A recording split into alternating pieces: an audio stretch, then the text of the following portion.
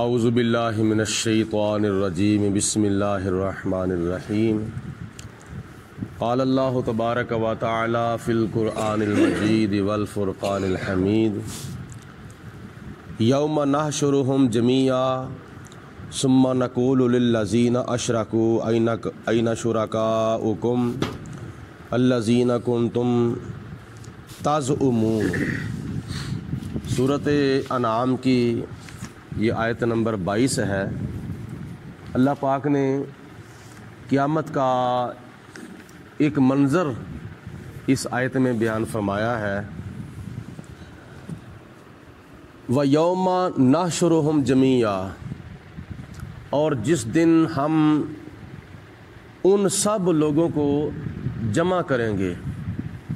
وَيَوْمَ، اور جس دن یعنی قیامت کے دن، نَحْشُرُهُمْ، ہم ان کا حشر کریں گے، یعنی ان کو جب ہم جمع کریں گے، جمیعہ جتنے بھی لوگ ہیں، یعنی سارے کے سارے۔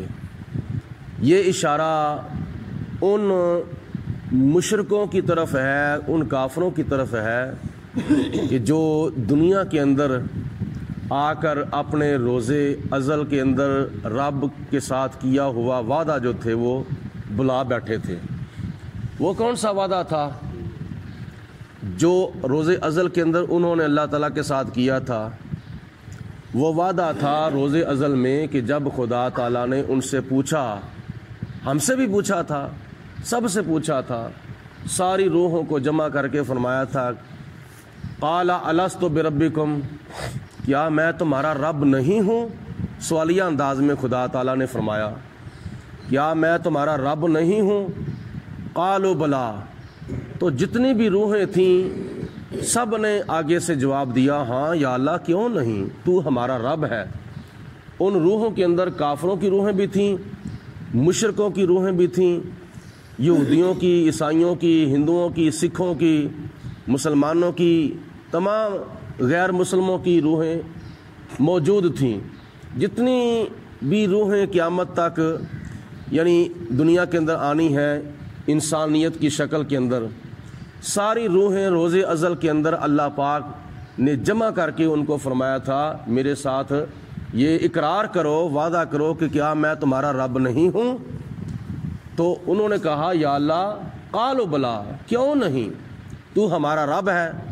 اور جو رب ہوتا ہے پالنے والا، روزی دینے والا، روزی رسان، وہ اس چیز کا مستحق ہوتا ہے کہ اس کی بندگی کی جائے۔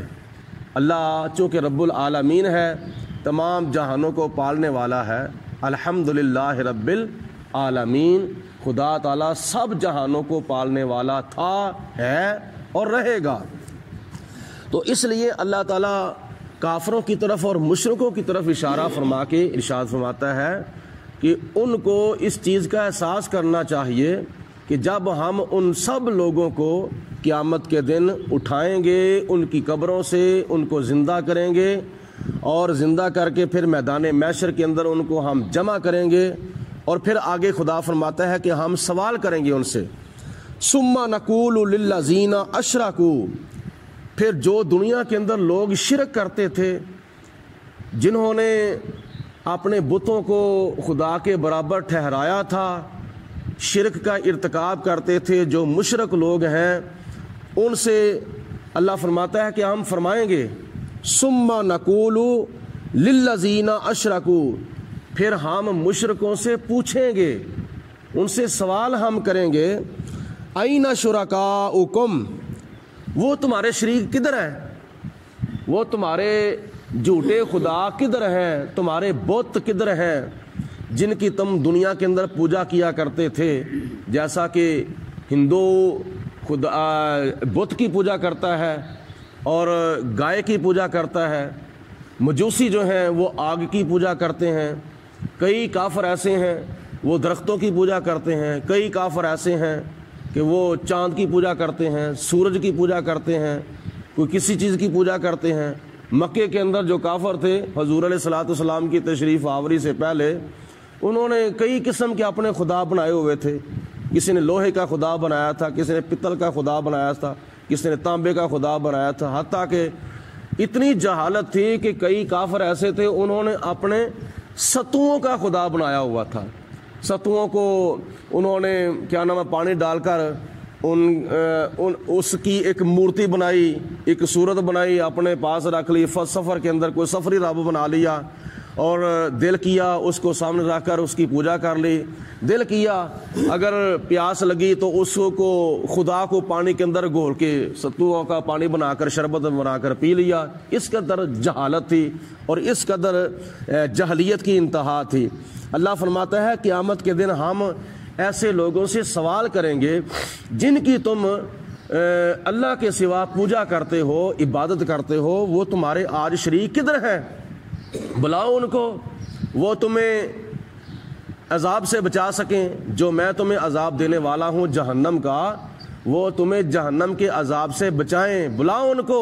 این شرکاؤکم, وہ تمہارے جھوٹے خدا کدھر ہیں؟ الذین کنتم تزعمون, جن کو تم خدا تصور کرتے تھے, جن کو تم معبود مانتے تھے اور جن کے تم خدا ہونے کا دعویٰ کرتے ہیں, وہ کدھر ہیں؟ لیکن قیامت کے دن ایسے لوگ لاجواب ہو جائیں گے. اور آگے سے کیا ہوگا پھر؟ ثم لم تکن فتنتہم الا ان قالوا واللہ ربنا ما کننا مشرکین. وہ قیامت کے دن کیا نام ہے کوئی جواب نہیں دے سکیں گے. اگر دیں گے تو صرف اور صرف اتنا ہی کہیں گے کہ واللہ ربنا, ہمیں اپنے اس رب کی قسم ہے جو ہمارا اللہ ہے. وہ قیامت کے دن ان کو پتہ چلے گا کہ پوجا کی لائق تو اللہ تھا, عبادت کی لائق تو صرف اور صرف اللہ تھا. قیامت کے دن ان کو اس چیز کا احساس ہوگا. وہ پھر قیامت کے دن نہ صرف خدا کو مانیں گے بلکہ خدا کی قسم اٹھائیں گے. واللہ ربنا, ہمیں ہمارے اس رب کی قسم ہے جو ہمارا اللہ ہے. ما کننا مشرکین, ہم تو کوئی مشرک نہیں تھے, ہم تو کوئی شرک نہیں کرتے تھے, ہم تو کسی کی پوجا نہیں کرتے تھے اللہ کے سوا. قیامت کے دن وہ مکر جائیں گے. قیامت کے دن وہ اپنے دنیا والے موقف سے پھر جائیں گے. وہ قیامت کے دن کہیں گے کہ یا اللہ ہمیں تیری قسم ہے, ہم تو کسی بت کی پوجا نہیں کرتے تھے, ہم تو تیرے سوا کسی اور کو خدا نہیں مانتے تھے. وہ قیامت کے دن اپنے اس شرک سے انکار کر بیٹھیں گے, پھر جائیں گے. انظر کیفا, اے میرے حبیب علیہ الصلوۃ والسلام ان کو دیکھو کہ کیسے انہوں نے علی انفسہم اپنے اوپر جھوٹ باندھا ہے, اپنے اوپر انہوں نے کیسے جھوٹ باندھا ہے. وضل عنہم, اور وہ باتیں ان سے گم ہو جائیں گی, وہ ان کے نظریات اور وہ ان کے خیالات اور وہ ان کے دعوے جو ہیں وہ گم ہو جائیں گے قیامت کے دن. ما کانوا یفترون, جو وہ دنیا کے اندر گھڑا کرتے تھے. یعنی جتنے بھی انہوں نے اپنے عقائد کفریہ اور شرکیہ عقیدے جتنے بھی بنائے تھے وہ قیامت کے دن سارے کے سارے ان کو بھول جائیں گے, سارے کے سارے ان سے غائب ہو جائیں گے. کچھ ان کو یاد نہیں ہوگا کہ ہم نے دنیا کے اندر کیا کیا ہے کیا نہیں کیا. ہم اللہ تعالیٰ کی ذات بابرکات کا شکر ادا کرتے ہیں کہ اللہ پاک کی ذات بابرکات نے ہمیں تمام مخلوقات میں سے بہتر مخلوق انسانیت کے اندر پیدا فرمایا ہے. ہم اللہ تعالیٰ کا شکر ادا نہیں کر سکتے. ورنہ اس کے بارے میں بھی حضرت جنید بغدادی رحمۃ اللہ تعالی علیہ فرماتے ہیں کہ میں کہیں جا رہا تھا, راستے کے اندر ایک کتا آ گیا, اور جناب جنید بغدادی رحمۃ اللہ علیہ وہ بزرگ ہیں جو جناب غوث اعظم رحمۃ اللہ علیہ اور حضرت داتا گنج بخش رحمۃ اللہ علیہ کے بزرگوں میں سے ایک بزرگ ہیں. آپ فرماتے ہیں کہ میں کہیں جا رہا تھا, راستے میں میرے ساتھ کیا نام ہے مرید اور شاگرد بھی تھے, اور ایک کتا آ کے میرے سامنے کھڑا ہو گیا. اس نے اپنی زبان کے اندر کچھ میرے ساتھ گفتگو کی, کوئی سوال کیا.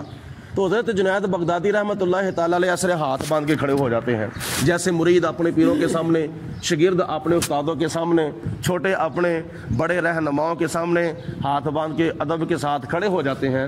حضرت جنید بغدادی رحمۃ اللہ تعالی علیہ کتے کے سامنے ہاتھ باندھ کے کھڑے ہو گئے. تو مریدوں نے عرض کی, شاگردوں نے عرض کی, حضور یہ کتا ہے, آپ تو بزرگ ہیں, آپ تو بڑے اللہ والے ہیں, تو ہاتھ باندھ کے کتے کے سامنے آپ کھڑے ہو گئے ہیں. تو حضرت جنید بغدادی رحمۃ اللہ علیہ نے فرمایا کہ تم نہیں سمجھتے جو میں سمجھتا ہوں. کتے نے ایسا میرے سامنے سوال کیا ہے کہ جس کا میں جواب نہیں دے سکا، اور اس کے جواب کا میرے پاس کوئی علم ہی نہیں ہے، میں جواب نہیں دے سکا، اور جواب نہ دینے کی وجہ سے بس میں نے آگے سے خاموشی اختیار کی ہے اور ہاتھ باندھ کے کھڑا ہو گیا ہوں۔ حضور وہ بتائیں کہ کتے نے کیا سوال کیا ہے؟ تو جناب جنید بغدادی فرماتے ہیں کتے نے میرے آگے یہ سوال کیا ہے کہ اے جنید بتا مجھے مجھے بتا کہ روز ازل کے اندر مجھ سے کون سی غلطی ہو گئی تھی جس کی وجہ سے اللہ پاک نے مجھے کتا بنا دیا، اور تجھ سے کون سی نیکی ہو گئی تھی جس کی وجہ سے خدا تعالیٰ نے تمہیں انسان بنا دیا۔ بس یہ سوال کتے نے مجھ سے کیا ہے، اس کا میرے پاس کوئی جواب نہیں ہے۔ یہ اللہ ہی بہتر جانتا ہے کہ اللہ تعالیٰ نے کتے کو کتا کیوں بنایا ہے اور انسان کو انسان کیوں بنایا ہے۔ بس میرے پاس کوئی اس کا جواب نہیں ہے۔ بس میں نے تو پھر یہی خیال کیا ہے کہ اللہ پاک کی ذات بابرکات کا یہ فضل ہی ہو سکتا ہے جس کی وجہ سے خدا تعالیٰ نے مجھے انسان بنایا ہے، ورنہ وہ علی کل شیء قدیر ہے، وہ ہر چیز پر قادر ہے، وہ کسی کو بھی کچھ بنا سکتا ہے، جس کو چاہے کتا بنائے، جس کو چاہے بلہ بنائے، جس کو چاہے انسان بنائے، جس کو چاہے انسان بنائے، جس کو چاہے حیوان بنائے، جس کو چاہے پتھر بنائے۔ یہ تو اللہ کی ذات بابرکات کا فضل ہے، اللہ کا شکر ہے، اللہ کا کرم ہے کہ اللہ پاک کی ذات بابرکات نے ہمیں انسان بنایا ہے۔